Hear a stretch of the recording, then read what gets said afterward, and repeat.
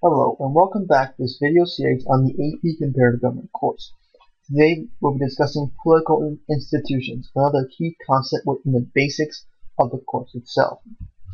To start off, we'll discuss what political institutions are, then move on to the forces that affect political institutions and nation-states as a whole, both domestically and internationally. Then we'll discuss each type of political institution. Then moving on, we'll talk about the types of linkage institutions, and to conclude, we will finish up with the idea of political succession.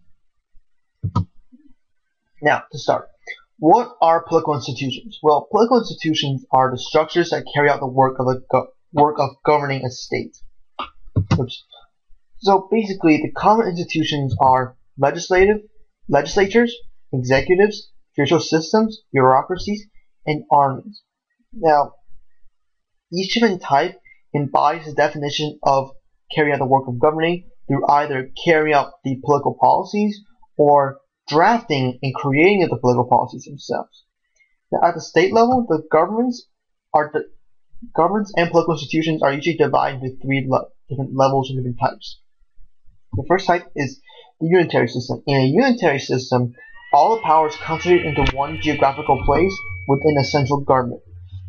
The best example of this in the modern world would be the Soviet Union, with all the power concentrated in Moscow within the Kremlin, and all the provinces and satellite states having little to no power. Now, the second type is the confederal system, where the power is spread amongst many subunits, such as states and provinces with a very weak central government. The final type, which is very common within democracies, is a federal system. Within a federal system, the power is equally divided within the central government as well as the subunits. Now, while it is very popular, the federal system does suffer from one major drawback. It is criticized for heavy inefficiency. Now, the inefficiency draws from the increased number of power-wielding individuals within the government, which leads to increased conflict, thus prolonging the time it takes to create and enact political policies. Now, the government itself is affected by supranational organizations. Supranational organizations are formed through a process called integration, which encourages states to pool their sovereignty together in order to gain political, economic, and social advantages. Now, because they're giving up their sovereignty, the political processes and political policies within each nation state are heavily affected through these supranational organizations who essentially have gained their sovereignty and decision-making abilities. Now, supranational organizations are actually split into two levels, regional and international.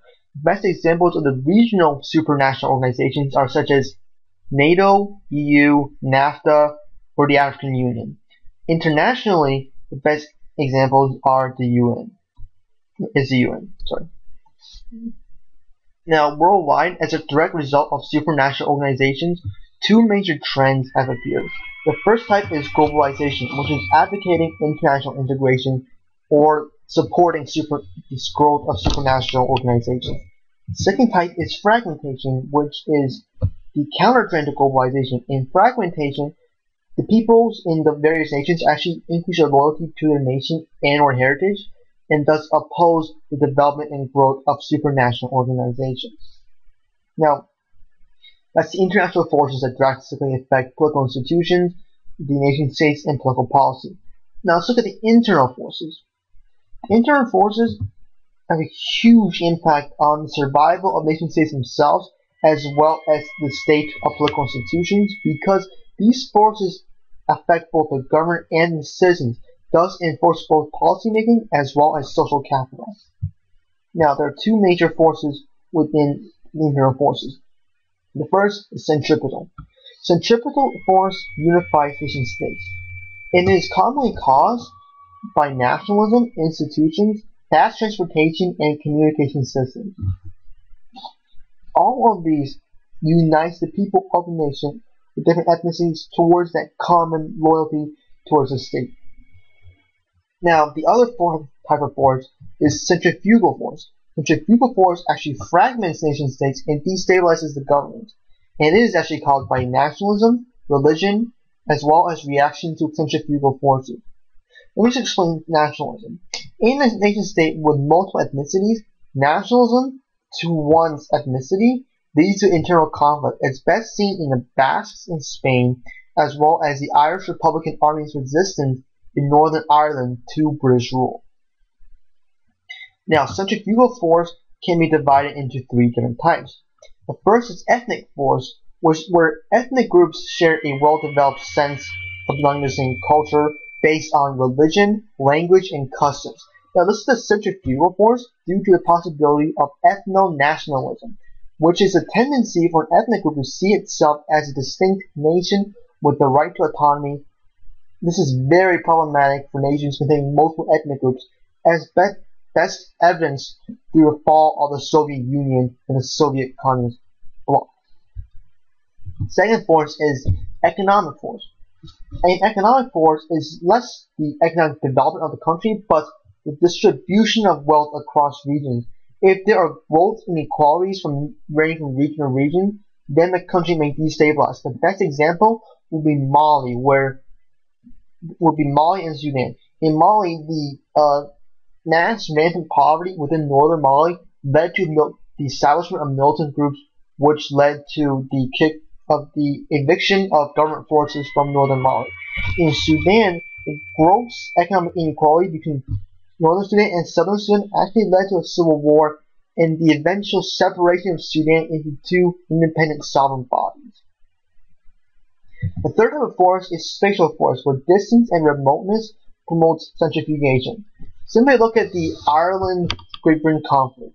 Now, because Northern Ireland is so far away from Great Britain, London, the main governing body, this encourages centrifugation within the region. This is a huge factor on why the region has remained unstable since the end of the Second World War.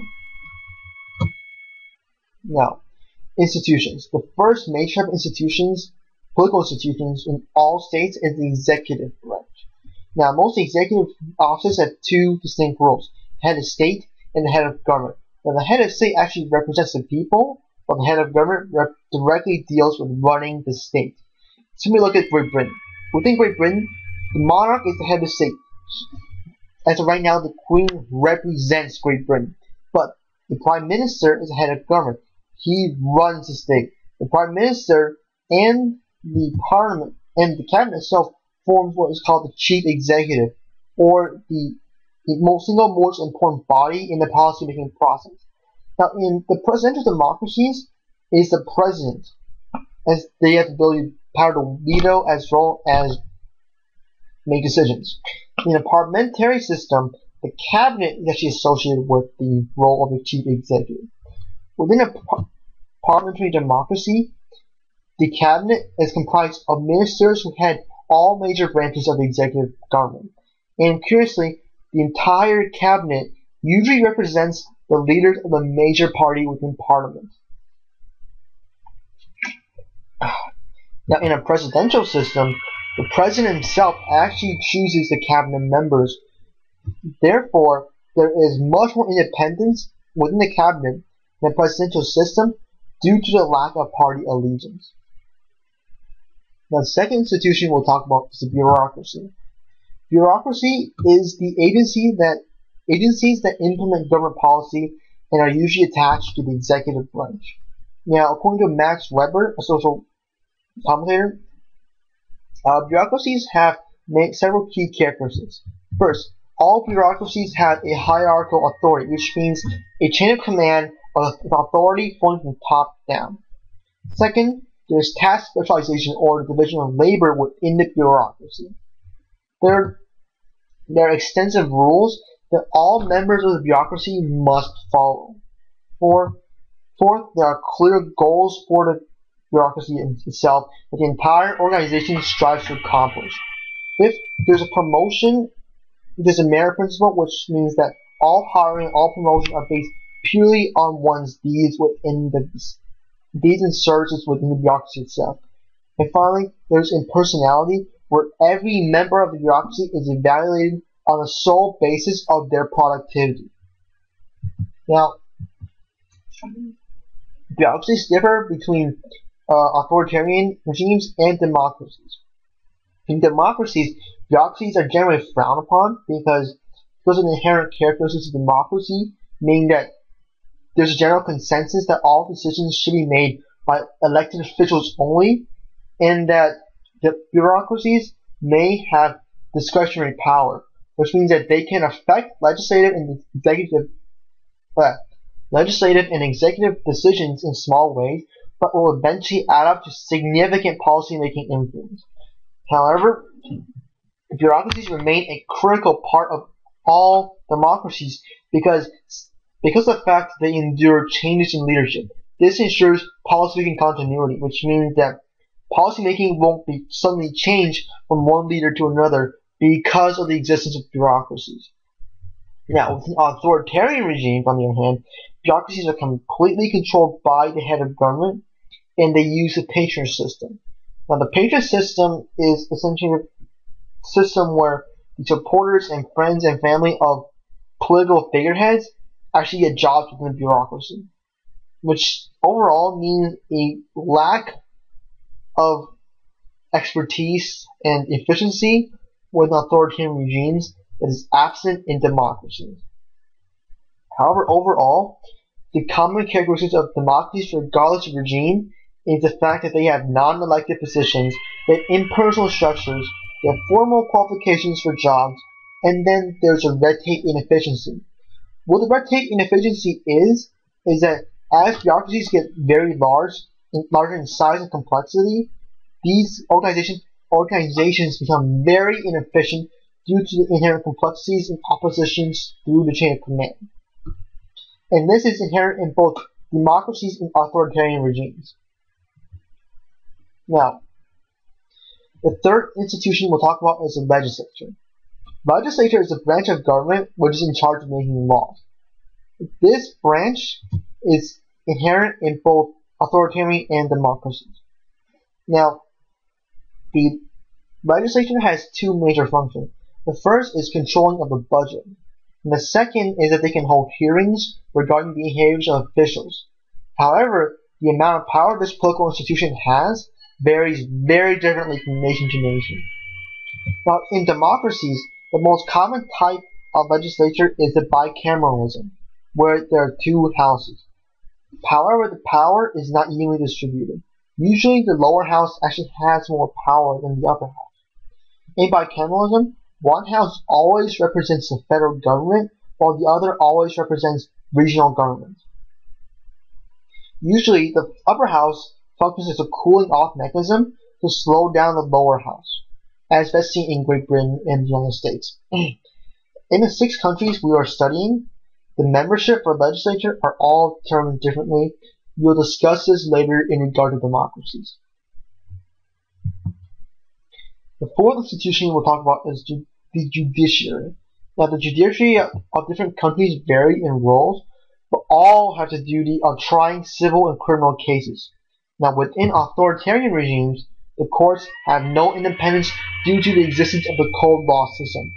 Within the cold law system, the judiciary has no autonomy to discuss in determining punishment and guilt or innocence of an individual.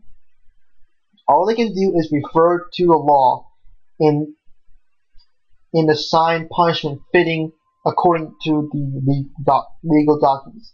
Now, within the constitutional court, on the other hand, they defend the democratic principles of a country against all domestic infringement as exemplified through common law. A key mechanism is judicial review. Now, judicial review in democracies allow courts to review laws and executive actions and grants them a great deal of autonomy and power relative to the other branches. Now, since the end of the World War, since the Second World War, judicial power across the world has grown. This is a direct correlation as a result of an increased desire to protect human rights. However, most of the 6 countries, save Great Britain, still have relatively weak judicial systems. Now, aside from political institutions, another key type of institutions is linkage. Now, the difference between the two is very clear. Political institutions govern the state, while linkage institutions connect the government to the citizens. Now, the examples of linkage institutions are political parties, interest groups, and the media. The first major type of linkage institution is political parties. Now, political parties help bring people and ideas together and help the citizens decide how to vote, as well as how to hold politicians accountable to the electorate. Now, the number of parties actually vary from state to state. Most democracies today have multiple parties, and the one-party system is inherent in all communist countries and some non-communist countries such as Mexico. Internationally, the two-party system is actually extremely rare, with only 15 countries using it as of right now. The second linkage institution is the electoral system. The electoral system decides how votes are cast, counted, and translated into seats in the legislature. And there are two major types that function in democracies. The first type is called the pass-the-post system, also known as a plurality system or winner-take-all system. This system is commonly used by Great Britain. Within the system, constituents are divided into single-seat districts, where candidates compete for a single seat. The majority is not required, only plurality. Now, this system encourages large, broad-based parties to better spread the message and recruit constituents essentially. The second type is called proportional representation. Now, in a proportional representation system, multiple seats are contested, and candidate percentage of votes actually determines how many seats a particular party gets. Now, this system encourages multiple parties. Elections themselves also differ into three different types. The first type is election of public officials. The second type is referendum. Within a referendum, the government actually allows public votes on policy issues. The two most relevant examples today are the Russian Constitution in 1993 and the devolution of Scottish and Welsh parliaments within Great Britain. And the final type of election is initiative. Within initiative, the people essentially initiate a vote on policy. The units, like organizers within the civilian population, must obtain a number of supporting signatures and submit it to the government. Then, it's the government's duty to schedule and facilitate a vote. However, the difference between referendum and initiative is that in a referendum, it is initiated solely by the government, or in an initiative, the people must start it. Now, the final type of political institution linkage institution, we're discussing is interest groups. Now, interest groups are organizations of similar people whose main goal is to influence and shape public policy.